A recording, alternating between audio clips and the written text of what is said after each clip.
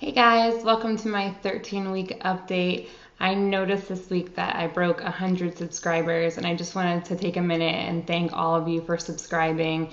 It really means a lot to me to have all of you guys with me on this journey, and the accountability and all the comments. I just appreciate it so much more than I could ever tell you. So thank you so much for subscribing and coming along this crazy journey with me.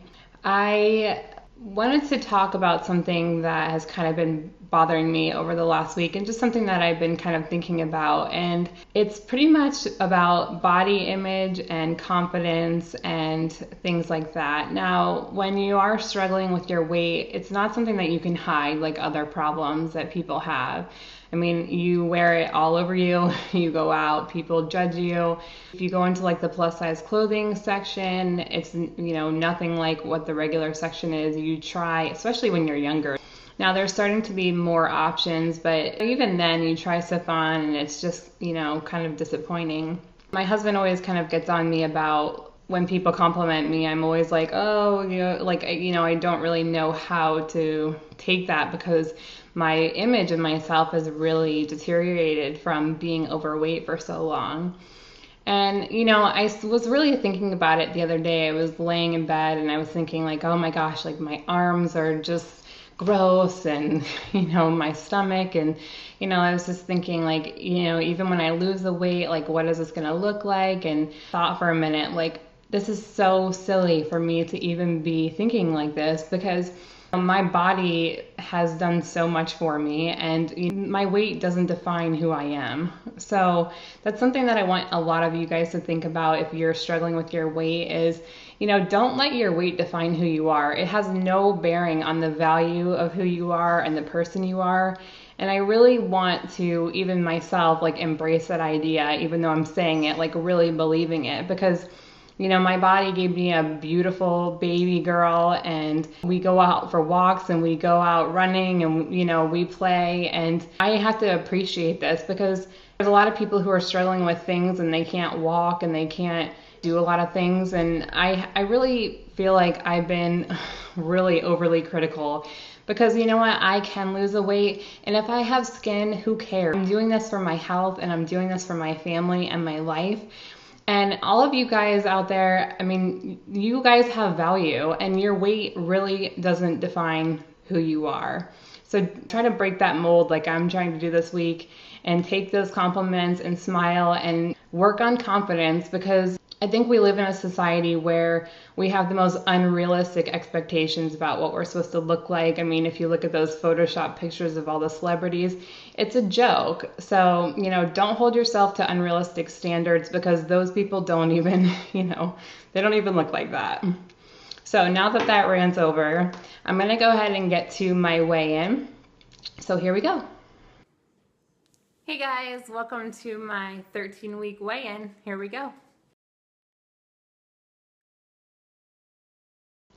242.6 pounds, which is a 1.4 pound loss for this week, and a total loss of 46.4 pounds. So, some weeks will be slower than others, and honestly, I'm fine with that. Sometimes your body just doesn't go through it as fast, and it's really hard to grasp the concept of, it didn't happen overnight, and it's not going to come off overnight. And I'm happy with it. If the number is the same or lower, I'm fine. I'm definitely happy if it's lower, but just don't be frustrated if you're getting on the scale each week and you're seeing fluctuations. It happens. And if you find yourself getting really frustrated by the scale, put it away. And honestly, I may even end up doing that in future videos if I'm in a stall, because the bottom line is you're doing this more for a number on your scale. You're doing this to be healthier, and of course you want to lose weight along the way, but you can't always obsess about the numbers. Sometimes you end up losing inches, but the scale isn't really showing it. So don't get too frustrated with the scale, and if you're that type of person, like I said, just put it away. Okay, so on to our Keto Spotlight. This week, the spotlight is on Matt, and Matt is a guy that I saw his progress pictures on Reddit. And I was on my second or third day of keto, and I saw his pictures and was completely blown away. And I left him a comment, and I think I said something like, wow, that like, I don't even know you, but it's amazing. And, you know, I don't even know if I can do this, but like, you're so inspiring, and thank you. And so I wrote to Matt the other day and I was like, hey, you know, I'm doing this and I've lost over 45 pounds now. And like, I want to feature you because he really motivated me when I was just starting, because the first couple days are a little bit more difficult. And, you know, it's just nice to have that. And he was super encouraging and told me I could do it. And it means a lot. So thank you so much, Matt. So here are Matt's stats. He started keto at 320 pounds. He had a few short, unsuccessful attempts that were a few months each, but then gave it his all for a 6 to 7 month period and lost a total of 160 pounds. Matt currently weighs half of what he used to and is weighing in at 160 pounds now.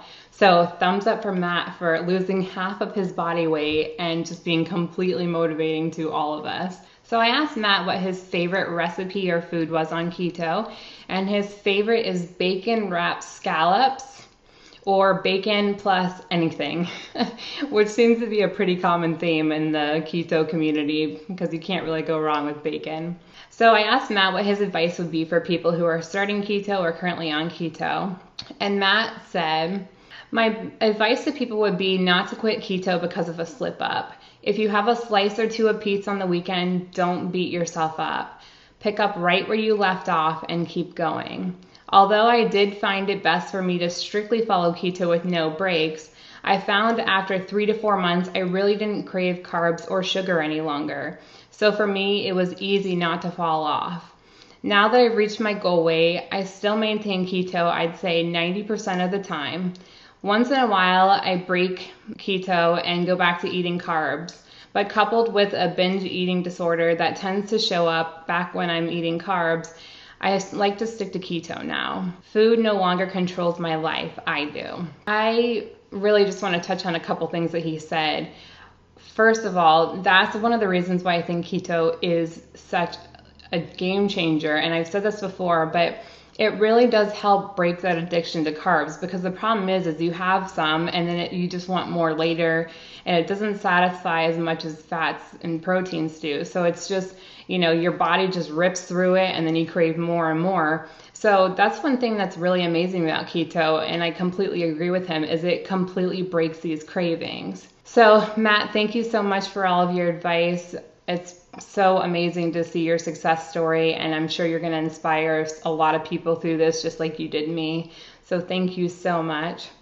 And I will see you guys next week for my 14-week update. I hope you guys have a great week, and I'll see you soon. Thank you so much. Bye.